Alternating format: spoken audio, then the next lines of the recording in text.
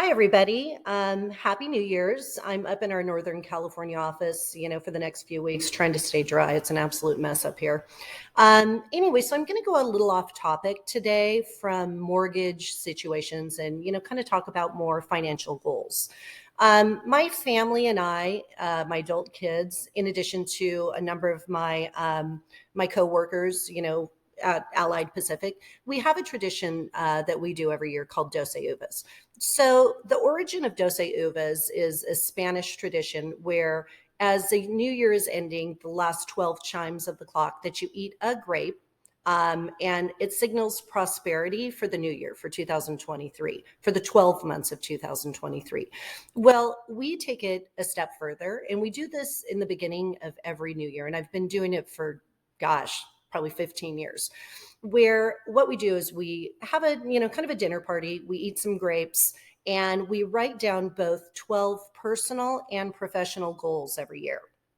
Um, and your goals, they really have to be realistic. They can't be like, I'm going to work out, 5 days a week. I'm going to never eat out, for the next year. Those aren't realistic goals. They need to be realistic. So I'll kind of give you an idea of some of the goals that I employ.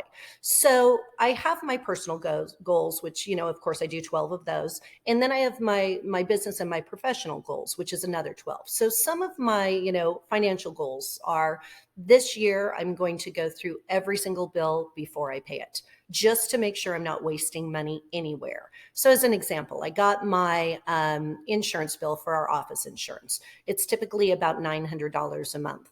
So I called my insurance agent. I kind of, switched some things around and I got that bill down to $500.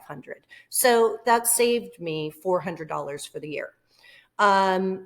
Another idea is, as an example, I called Hulu, or I didn't call Hulu. I went into my Hulu online, found out that one of my sweet children had signed us up for ESPN Live, which, if it was a financial channel, okay, maybe I'd watch it, but certainly not ESPN Live.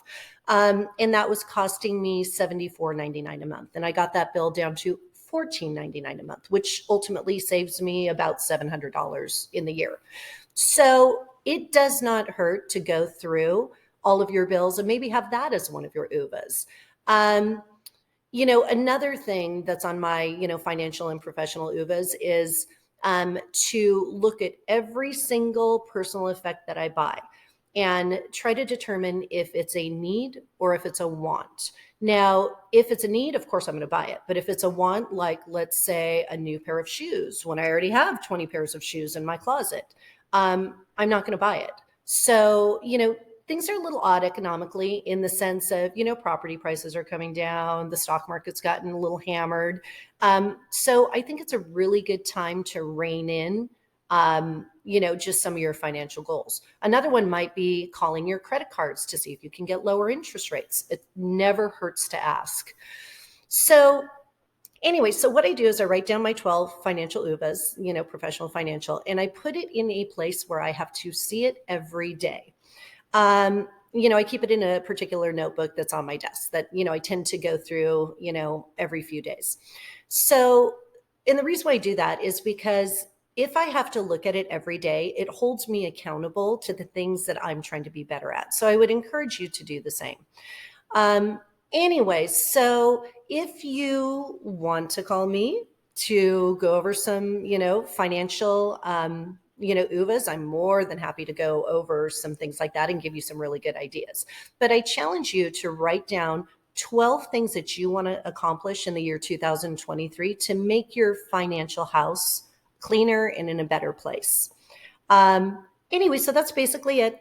I hope you guys are having a great start of your new year. Call me if I can help in any way. And like I said, I do this with all of, my kids and some of my employees, and I'd love to do it with you too. Have a great new year.